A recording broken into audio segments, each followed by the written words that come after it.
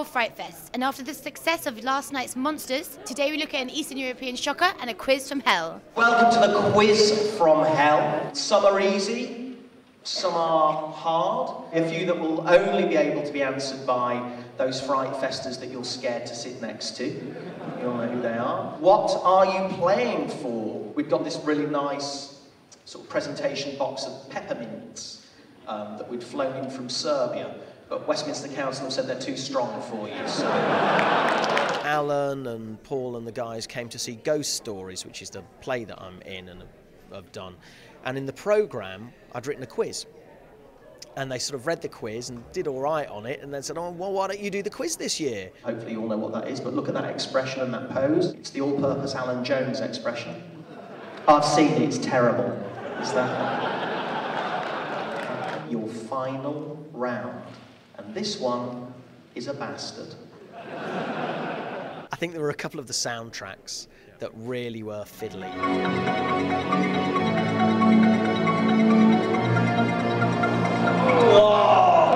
That and Codename Trixie. What was Codename Trixie released as in this country? Codename Trixie?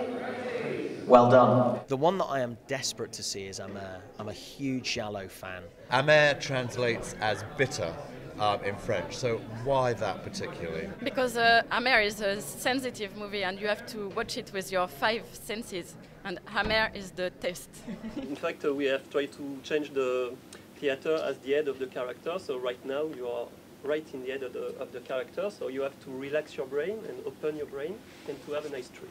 Where does your love of Giallo come from? Is it like mine from early Dario pictures? It's Bruno who makes me discover Giallo. I watched a lot of American horror movies, and I was a bit bored about them because it was like just products and there wasn't something special. An Italian guy from my video club said, you should watch that, Dario Argento Tenebrae. It was mise en scène, it was music, it was editing, it was exploitation, but with art. It blew my mind. This is the UK premiere of The Loved Ones. The Loved Ones, is great. The film's kind of like peering into this grotesque doll's house. One of my favourite films of the entire weekend. It's a date horror, I would say. It's scary, it's funny, it's brilliantly acted, it's Australian. Other than being an Australian film, it's not, you know, typically and quintessentially Australian. It kind of has this universal appeal to it. I think everyone's gone to a school dance, and maybe not everyone's been tortured, but you kind of get the idea. You'll see in the movie the kind of tools that we have at our disposal. Like knives and power drills and so on. I'm not sure you'll look at a power drill in the same way.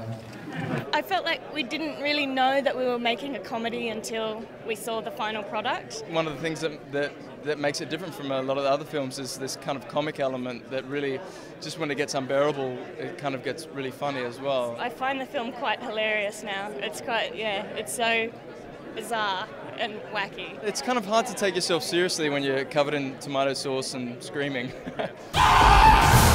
This has been a very difficult week for FrightFest, and I have to explain the reasons why. Everything that we show in this event comes under the jurisdiction of Westminster City Council. For the first time in 11 years, they actually queried one of our titles that we were showing. That was A Serbian Film. It's a bad thing that we cannot show it here, and it's you know, like a great theatre, great audience, so it's really bad. Westminster City Council says that we could show it, but only in the BBFC rated version. We said fine. The film went into the BBFC. We were waiting to see what would happen. We were waiting. On Wednesday, we finally were told that it was going to have 49 cuts of 3 minutes 48 seconds. They wanted way too many cuts taken out of it that was appropriate for a film festival of our international standing to actually show. I am not going to stand here and tell you out there that you are going to watch a heavily censored version of a film that we stand. A Serbian film has been shown in every major film festival in the world. Audience in all those festivals pretty much understood the film and appreciated the film. It has had no problems whatsoever. Yes, it is a challenging movie. Yes, it is very disturbing to some.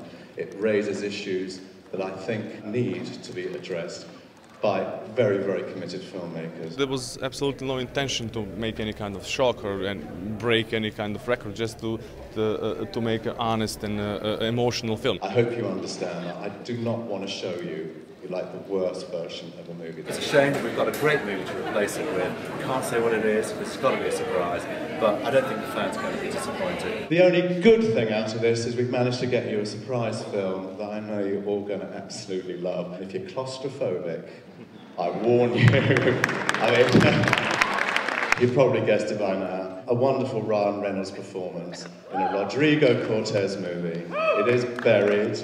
I know you're going to love it. I wish that we had known that Barry was going to play, so Rodrigo could have been here, because you guys would love him. He is brilliant and probably one of the nicest guys you'll ever meet. This is the descent about to the power of like 100. Sorry, Neil, I know you're out there, but I have to say it. I think a Serbian movie you'll see eventually. All I'm going to say is watch this space. I'm so glad all that is over with. Now can we please draw a line under this and get on, enjoy yourself. So now we finally know what all the fuss is about for a Serbian film. Join us tomorrow when it's the last day of FrightFest, and we've definitely saved the best till last.